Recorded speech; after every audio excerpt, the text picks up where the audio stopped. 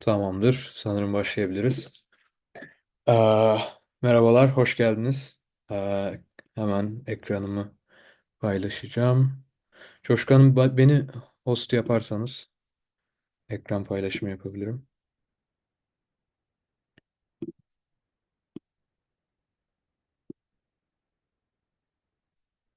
Tamam. Okey. Sanırım görebiliyorsunuz ekranı. Aa, okey. Tamam. Evet, tekrar hoş geldiniz. Bugünkü webinarımıza yapay zeka ile trafik kazalarını önlemek ve ulaşımda verimliliği artırmak konusunda konuşacağız. Webinarımızın sunumu İngilizce olacak. Ancak daha sonra soru cevap kısmında gerek Türkçe veya İngilizce sorularınızı alabiliriz. Kısa bir özetlemek gerekirse konumuzu, yapay zeka biliyorsunuz son yıllarda hayatımızın her alanını etkileyen bir şey olmaya başladı. Ancak özellikle ulaşım sektöründe hem can güvenliğimizi hem gündelik hayatımızı hem de ülke çapında ekonomimizi etkileyen bir alanda tabii yapay zekanın etkileri çok daha kritik olabiliyor. Biz özellikle trafik kazaları ve can güvenliği konusuna değinmek istiyoruz.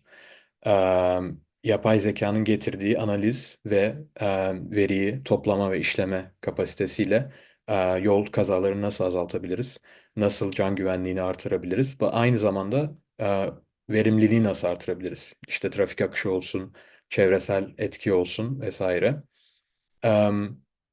Biz bu konuya kendi şirketimiz Valeran perspektifinden bakacağız. Kısaca bahsetmek gerekirse Michael daha detaya girer. 7 seneyi aşkın bir süredir çalışan bir şirketiz. Londra merkezli, İngiltere merkezli bir şirket. Esasen biz veri analizi ve bir yazılım şirketiyiz. Dünyanın farklı yerlerinde trafik operatörleriyle, ulaşım bakanlıklarıyla ve toll road dediğimiz ekspres yollarla çalışıyoruz. Müşterilerimizin yollarında olan çok farklı veri kaynaklarından, bunlar kameralar, radarlar olabilir, sosyal medya olabilir, verileri toplayarak gerçek zamanlı işliyoruz, analiz ediyoruz ve müşterilerimize yoldaki olaylar hakkında, yol trafik olayları hakkında çok farklı detaylar, bilgiler verebiliyoruz. Trafik olaylarına çok kısa sürede etkili bir şekilde reaksiyon vermelerini sağlayabiliyoruz. Ben şirkette bir seneye aşkın bir süredir pazarlama müdürü olarak çalışıyorum. Michael Vardy de kurucu ortaklarımızdan biri. Um, Michael, I just briefly introduced the company and myself, so I think if you can introduce yourself and maybe a more in-depth introduction of Valorant, and then we can begin, I think. We can't hear you yet.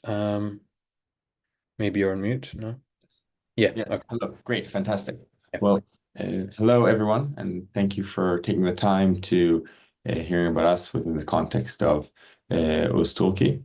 My name is Michael. I'm one of the co-founders of Valorant. I'm the chief business officer of the company, which means that I'm entrusted with the call it commercial well-being of the company. That's both sales, marketing, but also product.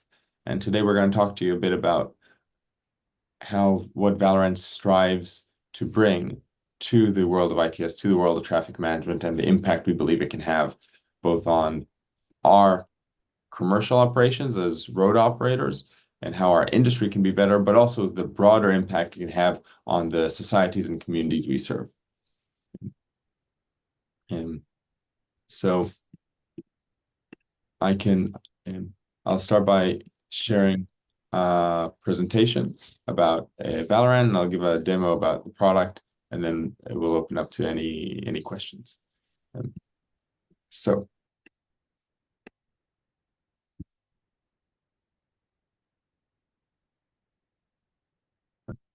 Valorant. At an overview, Valorant's vision is to deliver the single biggest improvement in road safety since the seatbelt. Now, this is quite a hefty vision. We'll talk about how we are executing on that vision, how we're already bringing that into reality. But what this really signifies is Valorant's belief in data and in AI, and how we believe data and AI can transform the world of ITS, the world of road operations, and ultimately road safety. Our mission, to build on that, is to transform large-scale road operators, the organizations, such as the one that everyone here connects to, that are entrusted with building and maintaining and operating the largest infrastructure on Earth, roads. These operators have so much that they're responsible for, and we want to help them. And the way we help them, our mission is to help them move from a process-centric approach to what we call to becoming a data-driven organization. So that when something happens, rather than following a predefined process as to what needs to be done now and what needs to be done now, rather at any given point, operators will have data available to make the best decision for that moment based on trusted data so that the overall operations can become much more efficient and as a result lead to the improvement that we talked about above. Now we do this using AI, and we do this because we believe that at the center of this transition from being process-centric to data-driven lies trust. Trust in data. And we'll talk about trust in data and why there's no trust today and how we traverse the trust gap. And what our value proposition, what we bring to the table is the ability to trust the data you already have. The ability to action the data you already have at scale continuously as the data comes in to immediately know what you can trust, what you can't trust, what you can action, what you shouldn't action, so that you can respond or even prevent much more effectively.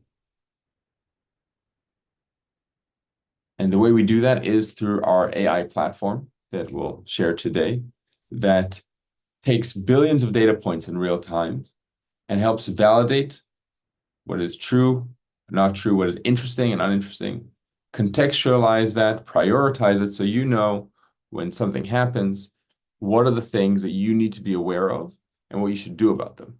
So that way your people are able to focus on the things they do best, which is to make complex decisions of how to handle often life or death matters. So this is Valorant, from 30,000 feet. The context for this is the huge amount of data that our roads are seeing. Just single highway that Valorant manages collects as many as 60 million data points every single day. We recently did a trial with a European operator. Results are going to become public soon, where over the course of 3 months, we collected 584,000 incident alerts from different sources. 584,000 incident alerts from cameras, from Waze, from social media, from navigation apps, from radars, from connected vehicles, from phone calls, etc. Now, this massive information is coming in to our control centers. And in our control centers, we have 3, 5, if you're a very big operator, 10 people. You have 10 people and you're getting 60 million data points every single day. And this tension between the amount of data we have and the people that we have to deal with it cause a rift between the data available and the tools we use. I'm assuming the vast majority of the people here would have been in a control center. You would have been in these big rooms with like a big wall with lots of TV screens. And in front of that wall, you have probably 4 or 10 or 5, whatever people sitting in front of the desk. Each desk has 2 or 3 screens. A lot is going on. A lot of technology, a lot of investment. And those people whose job is to save lives, a job they take very seriously, most often, and from every time in our experience, detect accidents primarily through phone calls coming into the control center, manually reviewing CCTV, looking camera by camera by camera, and sending a patrol to drive to a location to see whether something has happened. So we're talking about all these future technologies, connected vehicles, navigation apps, social media. We're talking about all these data sources that theoretically can transform how we operate our roads, but we use very manual processes, phone calls, manually looking at cameras, sending patrol. And this tension between the data available and the processes used is what we call the trust gap. The data that is shown is not trusted, and so it is not used. And if anyone here has ever tried to use, for example, Waze, or if anyone here has tried to automate any type of process based on machine vision, you will know that because you get so many false positives from all these data sources, your operators end up not using them. They don't use them because they take their job too seriously to spend precious minutes on a data source that is not adding value all the time. And if we cannot traverse that challenge, we're never going to be using data, and we're never going to be enjoying the massive benefits that this data holds. Because ultimately, too much data is just noise if you don't know how to do it. And this is where we come to our mission, which is to transform large-scale operators from being process-centric like they are today to data-driven. And the way we do that is we build upon 3 pillars. Building trust in data, so that when you see something, you trust it. Once you trust it, we strive to empower your response so that you are as effective, as targeted, and as relevant to the issue at hand so that you manage, mitigate, and clear it as fast as possible. And then lastly, continuously improve. How do we use the data that you're generating by interacting with data to make sure you're continuously getting better and better results? So these are the 3 pillars that help the process of becoming more and more data-driven. We'll talk about how the tech works, and then I'll show the system in play. So we talked about the 3 pillars: creating trust in data, empowering response, and helping continuously improve. When we say creating trust in data, what we mean is creating a single source of truth, and we'll see live examples of this in a moment. Creating a single source of truth that tells you what is happening on the road right now. And the way that works is by validating events by detecting their digital footprints. Let's give an example. If you have an accident, very few data sources report accident. If you have an accident and you have a radar will detect a stopped vehicle.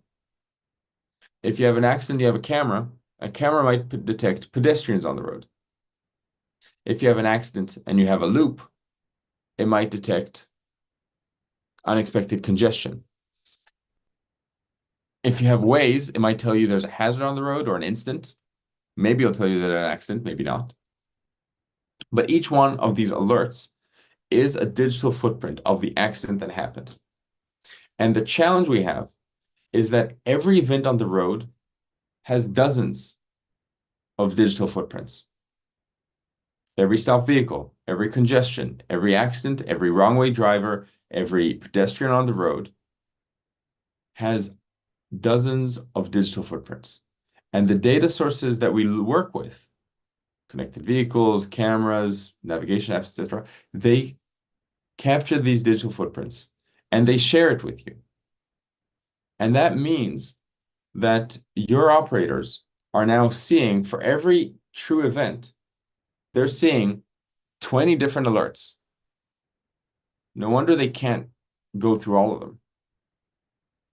What our system does is fuse them together and say, hey, this congestion and this stopped vehicle and this pedestrian on the road, they're all the same event.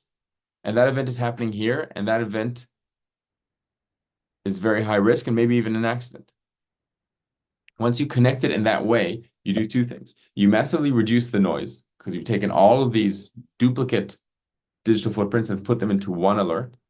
But 2, you've contextualized the alert to allow you to prioritize what's going on. How risky is the area? How much traffic is there? What's the visibility like? And that allows you to know, to get a list of these are the true events that are happening and this is their order of priority. Once you have that, you can start responding. And this is where the system helps expedite the response. First, based on what we know, it can suggest the most appropriate response. If you want, it can even automate part of it. So, for example, simple automations can be connect me to my nearest camera, point the camera in the right direction, tell me what my nearest patrol is. If you trust the system enough, you can start automating more, sending a patrol, changing the VMS if you want. But if you don't want, you can suggest next steps based on this live data so that your operator has a much clearer view of the decision they need to make. So instead of treating them like a data collector that answers phone calls, you now treat your people as decision makers who have all the data in front of them and make the live and most important decisions when it comes to how am I going to respond, what resources I'm going to deploy, and what is needed for me right now to save this life. Now you've responded. And the last thing the system does is improve itself. If we shared an event with you that you responded to, we look at every click that you've done on the system. You took an event, you changed your VMS. This means this event was interesting to you. If you took an event and did nothing, that means the event was uninteresting to you. Over time, the system takes more and more of this input and learns what type of events you find the most interesting. So every day you use the system becomes better for you. And it allows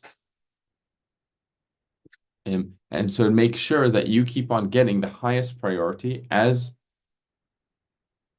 like day in, day out. Not only that, it actually sees how different operators in your control center operate and can suggest how you can improve the operation of one by comparing them to another. Hey, we see that Jason takes 12 minutes to resolve an incident, while Sarah takes 9. Maybe Jason and Sarah should talk to one another and see what Jason can be doing better to become more like Sarah in the way he deals with accidents. So that's how the system helps continuously improve. Now, what I'm going to do now is I'm actually going to share the system itself. So you see the front end of how it works, and I'm going to give you live examples of how Fusion helps make a big difference. Sharing my screen and go to the system.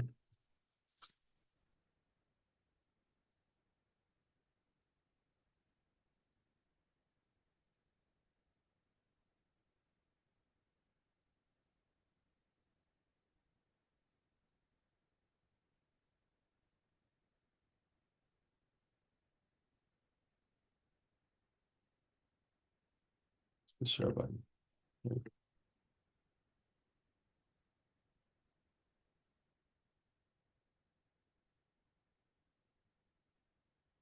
Okay.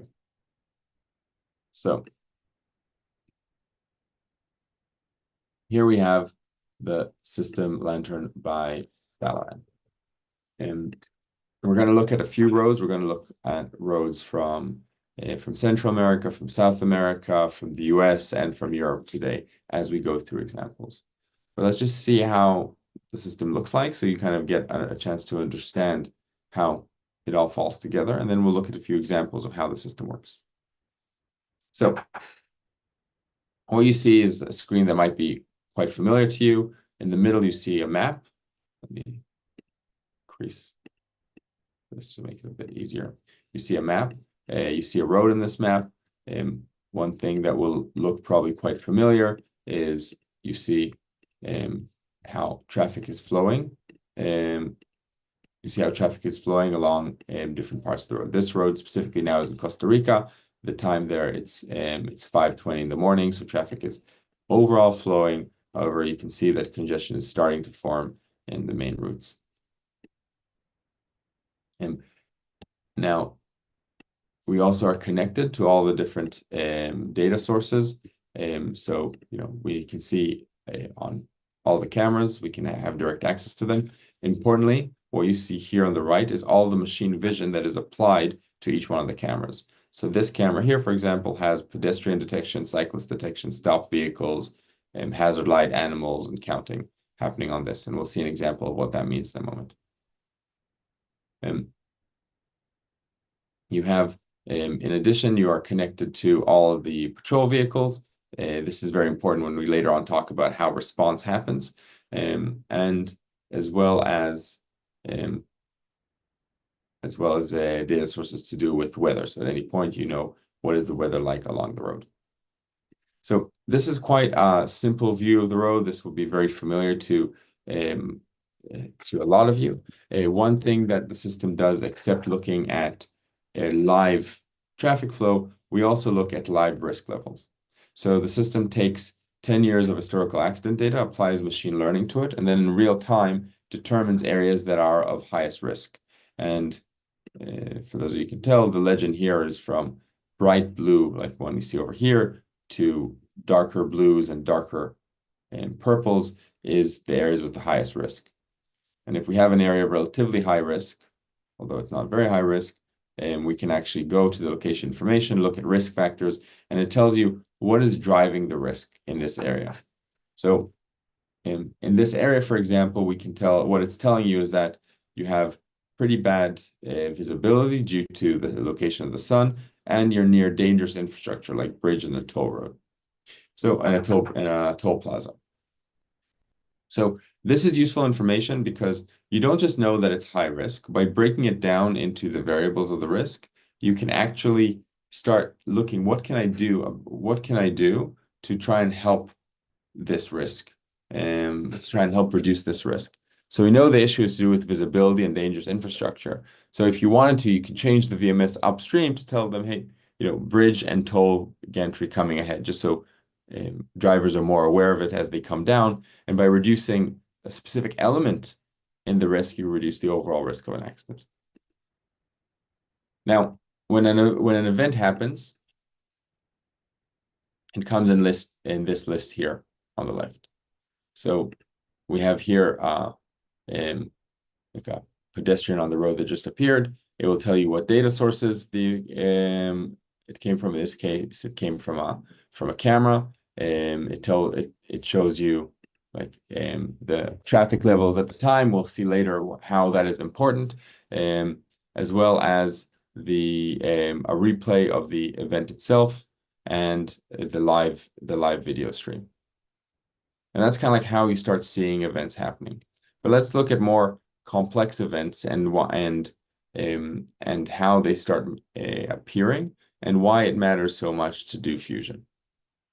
So here's an example of this. One is going to be an example from a road in Lima. So what you have here is you have a stop vehicle detection. Okay, this is a stop vehicle detection. This is also detected by a camera. Now, what I want you to notice is we'll see the stop vehicle in a moment, but I'll go to over here. Now, what you're going to see is, first of all, you see there's a lot of stop vehicles here. The stop vehicles here, the stop vehicles here. None of these vehicles are the vehicles that were actually detected, because this area here is a known area. This area here is basically a parking space. So the operator doesn't care. So that's not the alert. If I go a bit, however, what you see here, the alert itself is triggered by this car here. This is what was ultimately detected. And it is this thing that, and it is the reason that this was the one detected, not the others, is because we know that these areas and these areas are not interesting. And as your road becomes more and more busy, this type of separation becomes critical.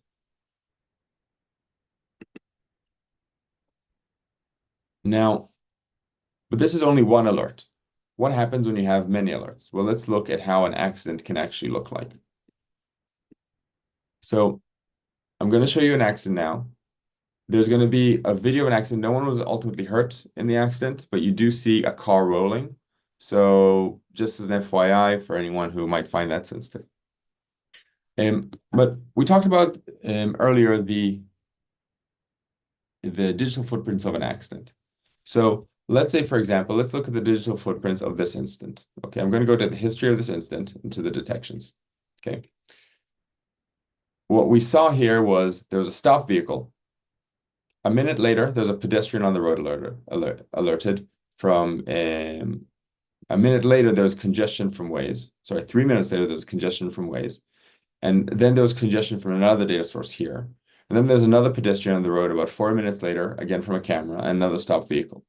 So all in all, there's about 10 different alerts here. Now, if you just got 10 different alerts, you might say, I'm not going to look at it. None of these are actually interesting because pedestrians, I don't care about. Stopped vehicles, who cares? But let's look at the event.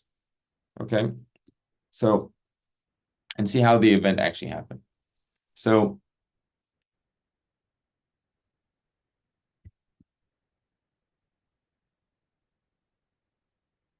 what happened is that this car over here rolled over, and out of the camera.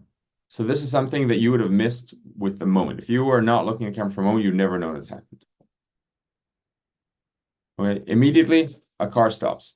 You get a stop vehicle detection. You might get 30, 40, 50 of these a day, so you might not care. You get a pedestrian on the road coming up, another detection. Again, pedestrian on the road. If you have a sidewalk next to your road, you might get 100 of these a day. No one cares. This is causing congestion. Once again, how many times do you get congestion per day? If you get just a congestion alert into your control center, who cares? It's just congestion. The point is that when these three come together in quick succession, that is when they become super relevant. And that's why fusing these events, fusing these digital footprints is critical. Because you would have never seen, like the chances of you actually seeing this car flip over, that took a second. You blink and it's over. You have 200 cameras. You're not going to see that. It is the digital footprints you need to see, and they're only relevant as indicators if you can put them together.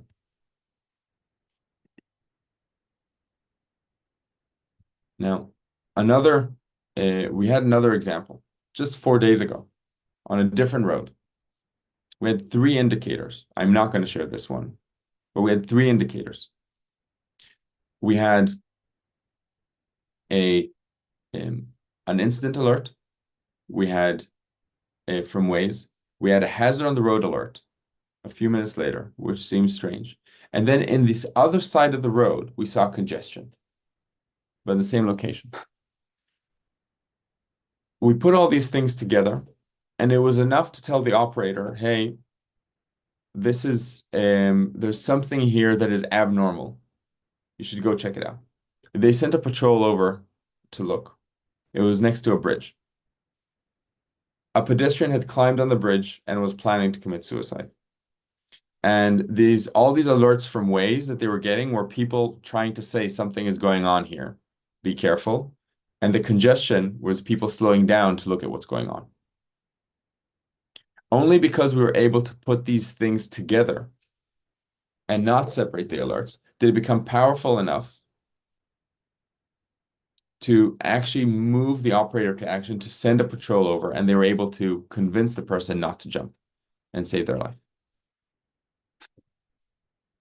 So when you talk about the importance of fusion, it's the importance of reducing noise, because if you get, instead of one alert, like you see here, you got 10 alerts, you might ignore all of them because there's too much to deal with. But it's also creating certainty, because once you see all these saying, hey, all of these are happening at the same time, in the same place, they're all consistent, you start saying, okay, I actually need to do something about this. And then your operators can move into action.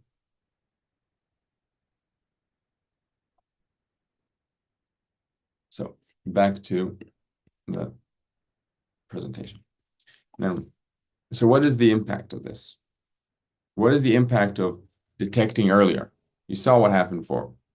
There was a crash. Within 30 seconds, you had your first digital footprint. Okay.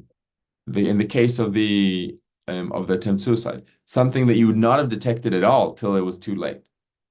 So what is the impact of knowing earlier and having the certainty to respond sooner?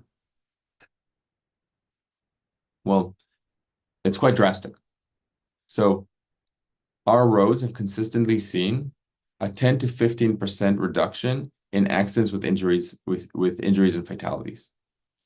As a matter of fact, one of our roads in Chile recently went on a conference, on a panel, and said that they reduced their injuries and fatalities, not accidents, their injuries and fatalities by 43% since using Lantern. And that's why we say the biggest single improvement since the seatbelt. Now, making these improvements doesn't only result in saving lives, which is so crucial, but it also helps our operations and our roads indirectly. By doing these operations better, we have seen a reduction in journey times because you have less disruption. You're mitigating, you're preventing incidents from happening, you're mitigating their deterioration. And so they impact traffic less. So on average, you have more capacity on your road. If you're a toll road, that means you're making more money. If you're a government road, that means you need to build less roads. Also, you're saving on other systems. And so you're actually creating ROI by saving all these lives before even counting the massive societal benefit of such drastic changes. Because of this impact, Lantern today is used by roads worldwide, in the US, in South and Latin America, and Europe. In each and every road, we're seeing the same transformational impact. It starts by the trust in data. Once they trust data, it improves the operations. It makes detections faster, response more relevant. This helps prevention and reduction in deterioration of incidents. And this, again, time and time again, leads to big improvements in safety, in traffic flow, whilst also giving savings to the operator themselves.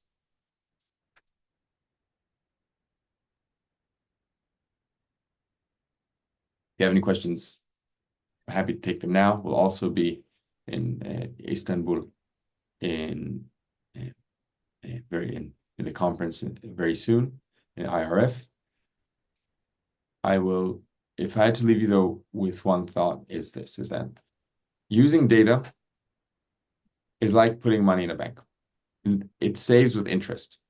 The more you use data, the better you become, the more value you can get out of it, the better it becomes.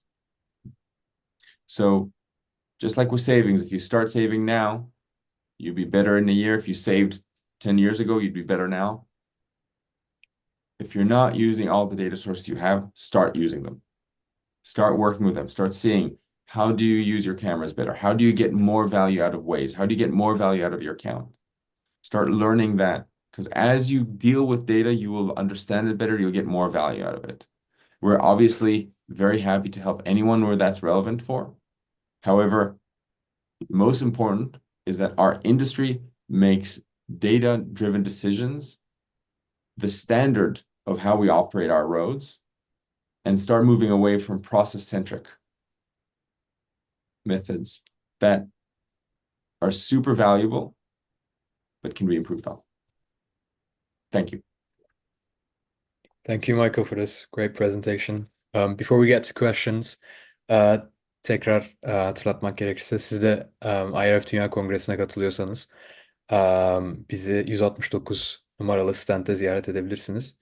Aslında bir değil, iki ödüle aday gösterildik. Road Safety Award ve Traffic Management ITS Award.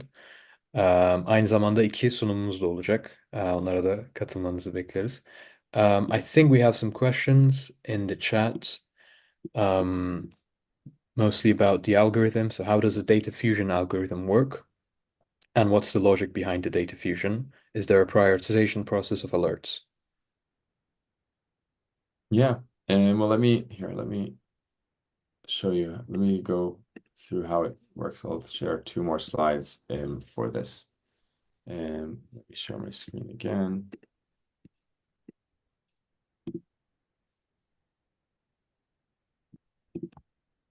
Okay. So imagine you have a road, right? You have all these different assets. You have your bridges, your tunnels, your toll gantries if you're a toll road. Now you start getting different data sources, right? So the first data source can be floating data. Floating data might show you that there's roadworks over here and a hazard on the road. And then the next one, you have machine vision. Machine vision might show that there's a pedestrian here and a couple of stop vehicles here. The gray ones are additional alerts that you might not see.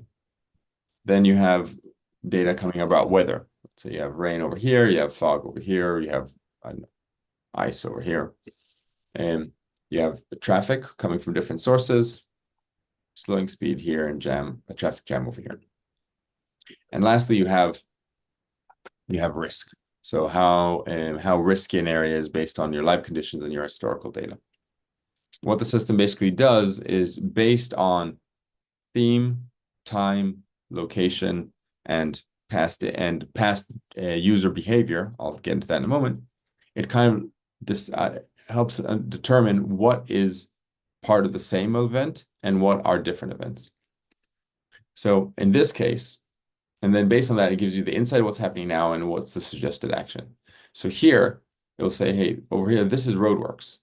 Okay, based on what we can tell here, we have a roadwork alert from Waze. Machine vision is saying that there's pedestrian on the roads. That's consistent from what we know about the roadworks. The slow speeds are expected. We expected to see them. Like, we're not surprised. And then basically, so we're assessing it's a roadwork, so you don't need any action. Here, on the other hand, like, we're saying there's a hazard on the road and two stop vehicles. There's a traffic jam we didn't expect, and it's an area of high risk. Saying these things together, we determine are a major accident. I think there's two parts to this, right? The first part is lobbying everything together and saying all this is one event. That's actually the most important part. And then there's the automatic assessment of what we believe it is. The reason this is more important is because think about what the operator sees, right? If you did not have the Fusion engine here, then the operator would see 1, 2, 3, 4, 5, 6, 7, 8, 9, 10, 11, and maybe these gray ones as well, maybe 20 different alerts. What the system does, it tells you, hey, these alerts are not interesting to you. And these 6 alerts and these 7 alerts, they're all one in one event. So suddenly the operator only has 2 events. And now they can determine what they want to do about it. They have much better information. So what you're doing really is you're bringing all the information into one place for the operator to make a decision. That's really the most important thing. Now, then you start making judgments to help that. But now you're just kind of like helping them around the edges. This is where you've really added value. Now let's look at how that works, though, how this kind of bringing together works. And what you see here, this is like an example, actually. I wonder if I can actually give you even one with better numbers that we had for a more recent study. Let me, I'll do that because we actually just did for we just did this exact piece of work for a client that is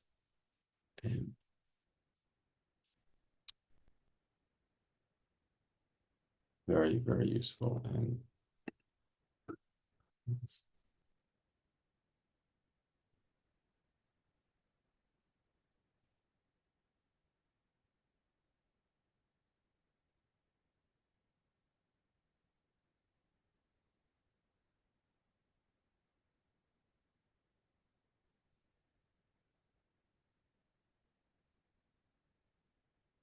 I cannot find it now, so we will stay here.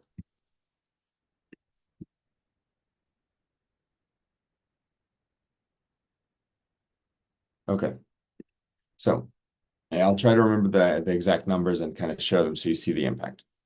Let's say you start with the raw alerts coming in, right?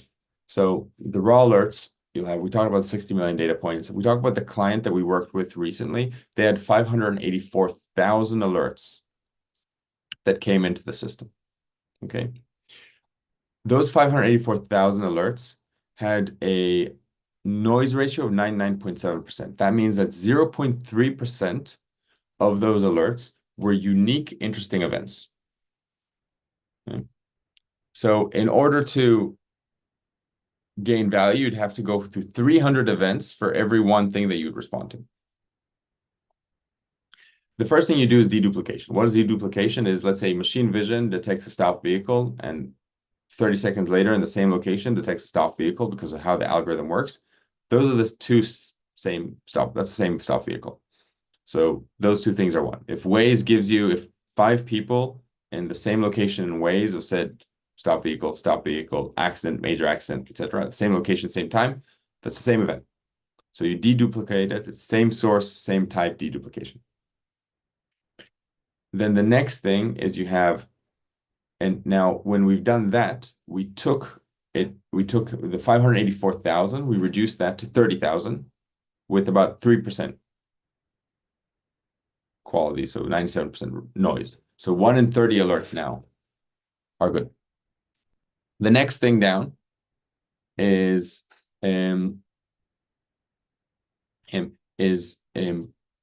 cross-source, cross-type, which means that not only are we saying a stop vehicle from Waze and a stop vehicle from machine vision are in the same location, same time, or the same event, that's done on geography and time. We're actually saying that the same let's say the stop vehicle from the camera and the incident from Waze at the same location at the same time, they're the same event. Now, this is done through basically both through like learning historically. This is like the machine learning part that kind of sees different events, and we know from that, oh, hey, these events have been this in the past.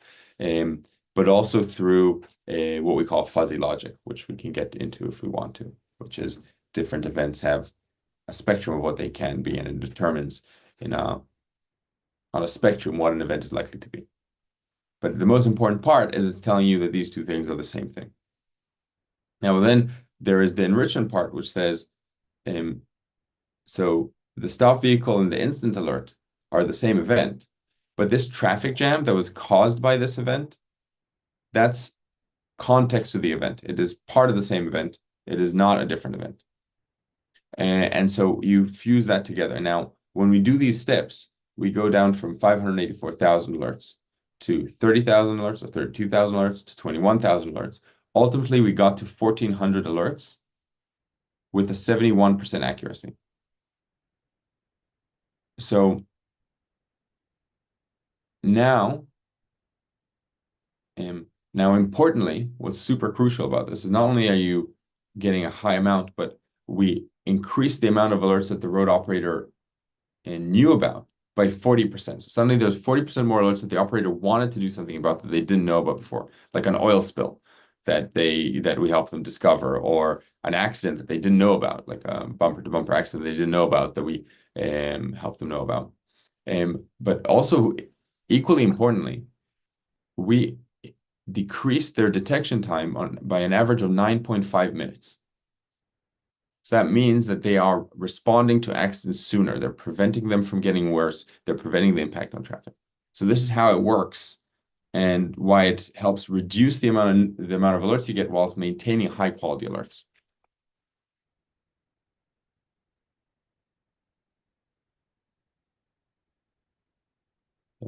I see another question here, which is, does the system use only camera, and how they achieve environmental effects on the camera? So here, so first of all, no, we use a lot of data sources. We use cameras, we use radars, we use connected vehicles, we use navigation apps like Waze, Google Maps, here, TomTom. We use social media, we use weather, we use the location of your patrol.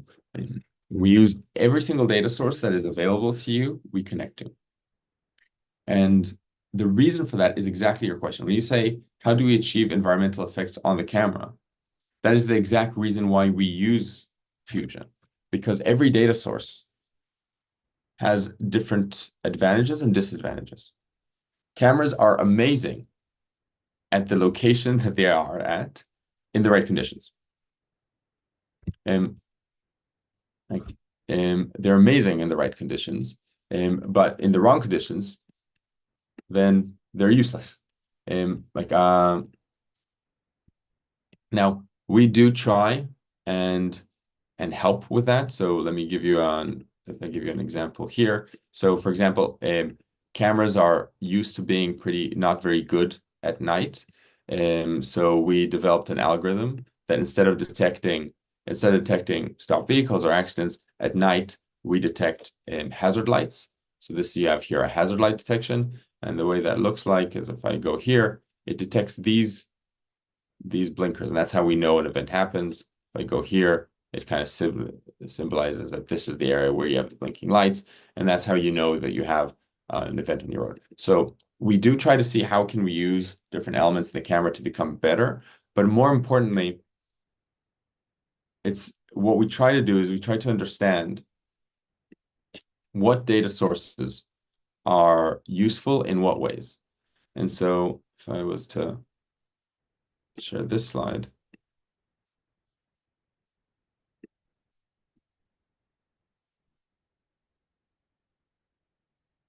So this is a very simple matrix of the advantages and disadvantages of different data sources. So for example, machine vision is very good at the percentage of vehicles it captures that count, the richness of the data, you get a lot of detail, and the accuracy. If machine vision tells you there's a stopped vehicle, there's most likely to have stopped vehicles. However, the coverage is not very good. You only have a camera where you have a camera. And the robustness is not very good. If suddenly it starts raining really heavy, you're not going to be able to use it so well.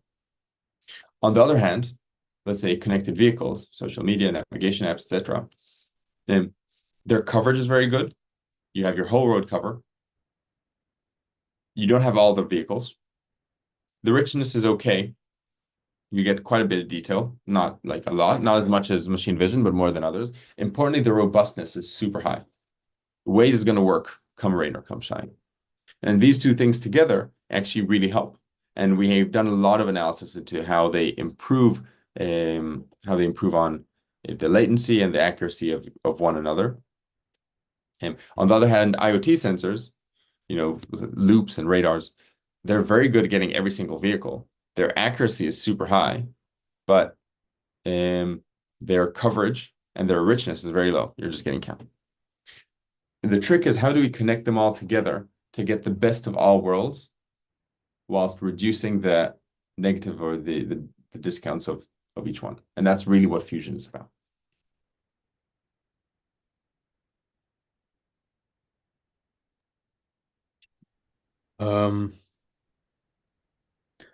If there are any more questions, please feel free to put them in the chat. Başka sorunuz varsa.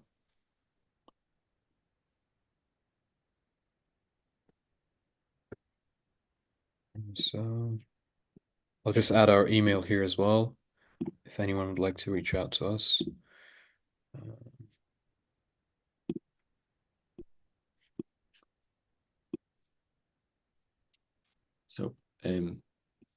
So someone asked what machine learning, deep learning algorithms are used in our AI solution. I'm not sure if you're asking here around are we using a random forest or another type of deep learning algorithm?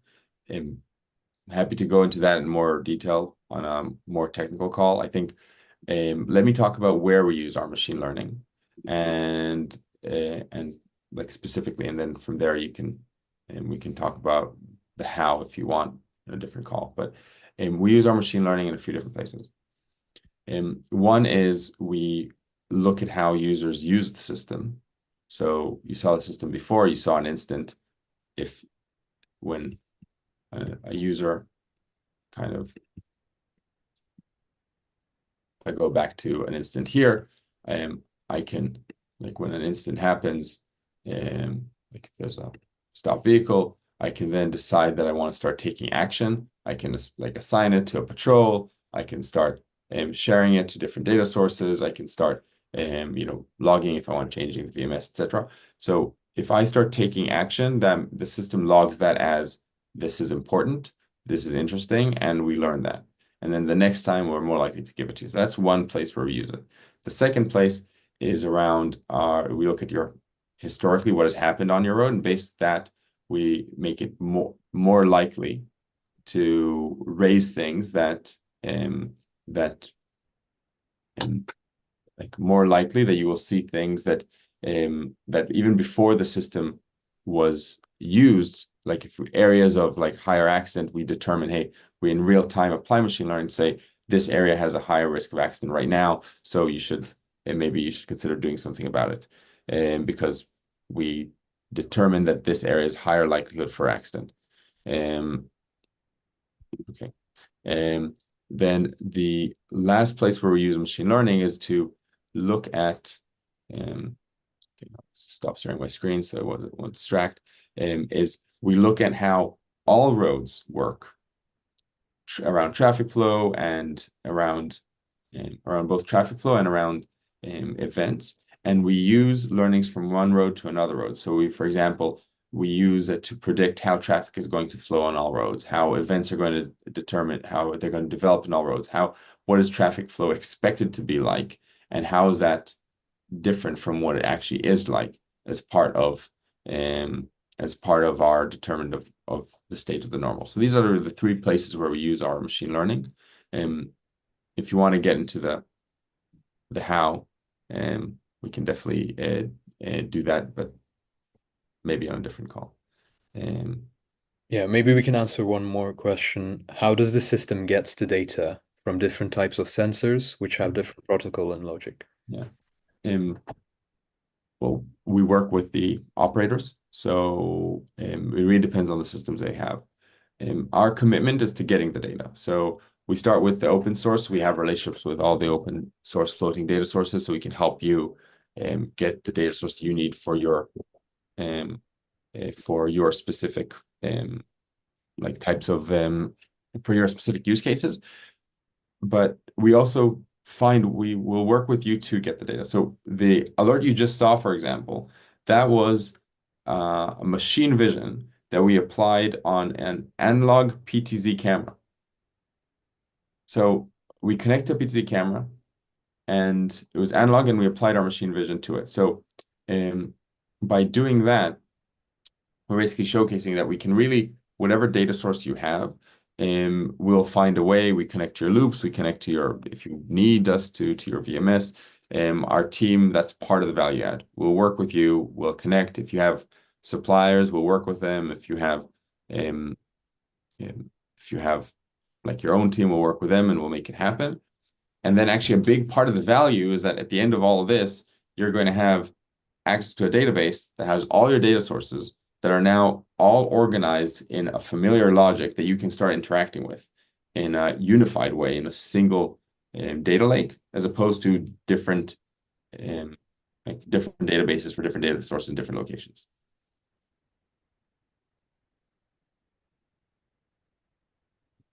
Okay. Yeah. So I just left our email in the chat. If you have any more questions, feel free to drop us an email. Otherwise, I think we're on time. Yeah, we would like to thank everyone who enabled this webinar. Ağustos Türkiye takımına, Esma ve Coşku Hanım'a teşekkür ederiz. Katılımcılara da çok teşekkür ediyoruz. And is there one more? Yeah, okay. And we hope to see you all in Istanbul. If you're there, feel free to visit us and reach out to us. Thank you very much. Thank you. Herkese çok teşekkür ederiz katıldığınız için.